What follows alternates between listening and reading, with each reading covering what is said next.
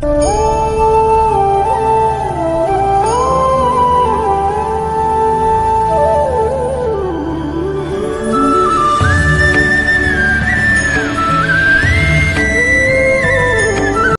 जी महाराज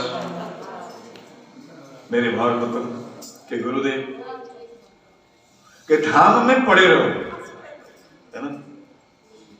जैसे भी हो धाम में पड़े रहो, उद्धार की कोई शंका नहीं। एक अर्थ किया भगवान के तेज का ध्यान करो, वो बढ़ जाएंगे। दूसरा है कि मैं धाम में पड़ा रहूं,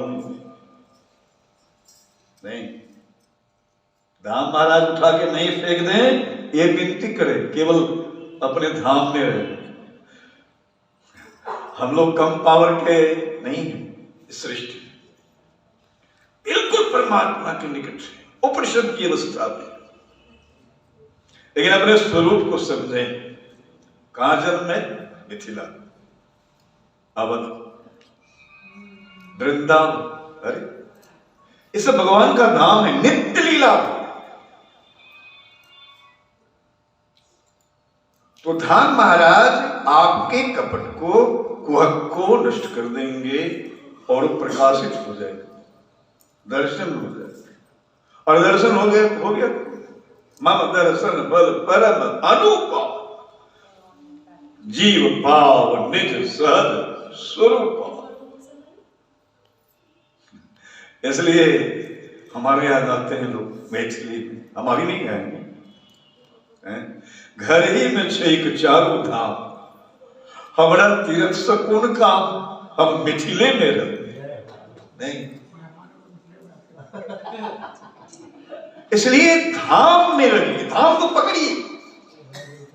आपका बड़ा सौभाग्य है, अनंत जन्मों के पुण्य है कि आपका जन्म उस भूमि में है जहां स्वयं भगवती जानकी थी। जिस चरित्र के समान विश्व में दूसरा कोई चरित्र न हुआ न है, और होने की बात मैं नहीं कह सकता कि उस परमात्मा की अद्भुत लीलाएं। तो भक्तों धाम का हम ध्यान करें। चलिए, भगवान ध्यान में नहीं आते हैं, जनकपुर तो ध्यान में आएगा, मिथिला तो ध्यान में आएगा, पुष्कर तो ध्यान में आएगा। और एक बात, धाम में और राम में भी अंतर नहीं। वो ब्रह्मी, वो भगवती उस धाम के रूप में होते हैं। जैसे वृंदावन प्रमाणिक है, गर्ग संहिता में विस्तार से कहा है कि 84 कोस ब्रज का भी भगवान के साथ अवतार हुआ। नहीं, ये प्रेम मिथिला और अवध। आइए एक और मंगल धर्म प्रोचित केतवत्र परमो निर्मत्सराणां शतां वेद्यमवास्तवमत्र वस्तु शिवदं तापत्रयोन्मूलनं श्रीमद्भागवते महामुनिकृते किं वा परेरीश्वरः सन्द्यो हृद्यमरुध्य तत्र कृतेः शुश्रूषुभिस्तत्क्षणात्। एक शब्द के अर्थ बोल रहे हैं, शुश्रूषुभिस्तत्क्षणात्। जो ही किसी ने भागवतम सुनने की इच्छा की, अभी केवल इच्छा हो गई, आप इच्छा हुई कि मैं भागवतम सुनूं, शुश्रूषुभिः, श्रोतुम इच्छा शुश्रूषा, सुनने की इच्छा हुई, सुना नहीं। आप उपड़ी में है, पटना में है, देवरिया में, इंग्लैंड में, कहीं है, इच्छा हुई कि मैं भागवतम सुनूं। उसी क्षण क्या कहते हैं, सत्यो हृदयवरुध्यते त्रिकृतरि। जो ही आपकी इच्छा शक्ति प्रकट हुई कि मैं भागवतम सुनूं, तो परमात्मा दौड़ के आके आपके हृदय में बैठ जाते हैं। नहीं, सद्यो हृदयवरुध्यते, वो आपके हृदय में कैद में हो जाता है, आपके हृदय में बट जाता है। क्यों? क्योंकि वो कहता है कि कृति ही ये बहुत पुण्य कर्म है। अरे और मैंने तो कोई कर्म किया ही नहीं, अभी पुण्य किया ही नहीं, तो कैसे आप बैठ गए? नहीं नहीं, आपकी इच्छा जो हुई भागवतम सुनने की, इससे बड़ा पुण्य कोई नहीं हो सकता, इसलिए मैं आके बैठ गया। क्या बताइए कौन से ऐसे साधन है जिसमें इच्छा हुई कि भगवान प्रकट हो जाए? सुश्रुतु तत्क्षणात्, व्यास ने करे उसी क्षण। इससे बड़े श्रवण की क्या महत्ता? तापत्रयणमूलनम्, क्यों बैठ जाते हैं भगवान आके हृदय में? भागवत सुनने वाले की, सुनने की इच्छा वाले के हृदय में आके क्यों बैठ जाते? अरे बैठ गए तो कुछ करेंगे ना, बैठ के भगवान निठल्ले तो है नहीं। तो तापत्रयोन्मूलनम, उसके जीवन में जो तीन तरह के ताप हैं, दैहिक दैविक भौतिक, उस सबको जड़ से उखाड़ के फेंक भगवान बैठ जाते हैं कि अब जब ये भागवतम सुनेगा तो फिर उसके जीवन में खटपट न रहे। बोले बाकी बिहारी लाल की जय, भागवत भगवान की जय। ऐसी भागवतम आप लोग श्रवण कर रहे हैं। 88,000 ऋषिगण नैमिषारण्य में व्यासपीठ पर विराजमान सूत जी महाराज भागवत की कथा कहने के लिए बैठे हैं।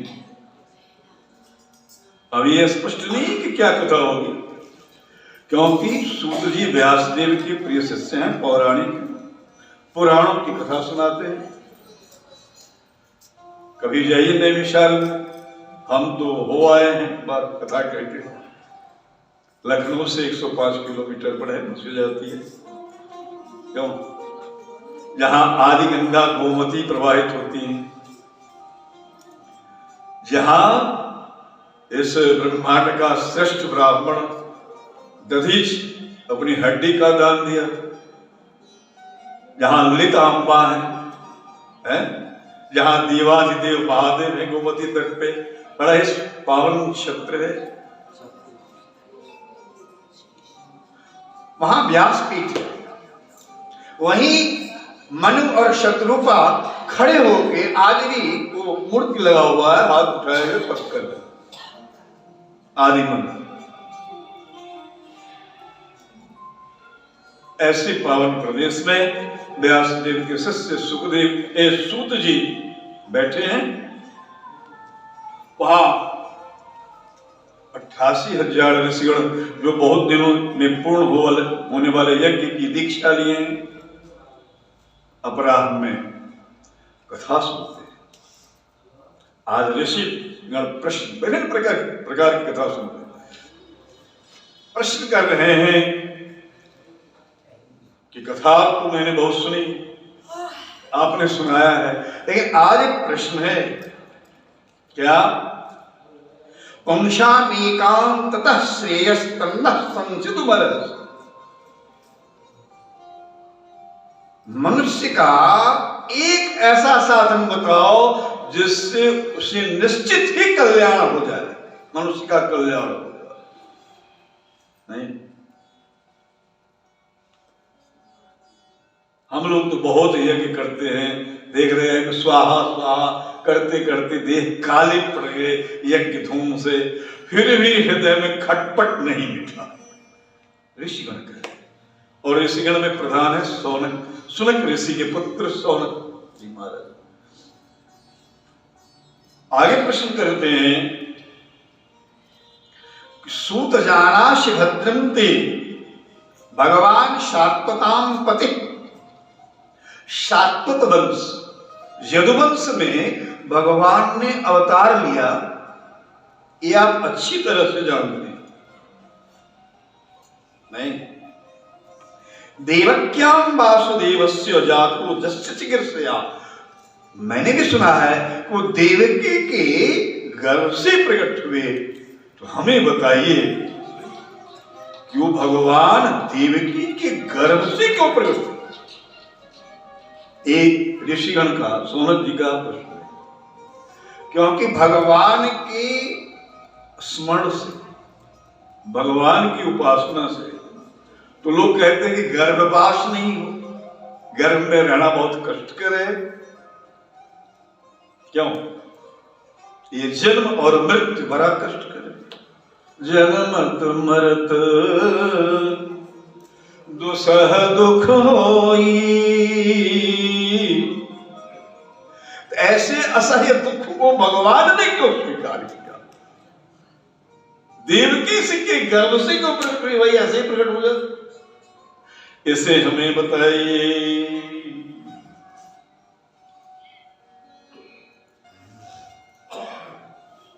सूत जी ने कहा बहुत चटपटी है आपको भगवान की कथा सुननी है। तो एक ऋषियों ने बात कही, कोवा भगवतस्तस्य पुण्य श्लोकिद्य कर्मणः शुद्धि कामो न सुनया दश कलिमलापम। मैंने सुना है कि भगवान की जो लीला है, जो कथा है, उसके केवल सुनने से ही सारे पाप कलयुग के धुल जाते। कौन ऐसा मूर्ख होगा यदि सुनने का मौका हो तो भगवान की कथा नहीं सुनेगा? इसलिए आपको भी भगवान की लीला कथा सुनाई। श्री राम जय राम जय जय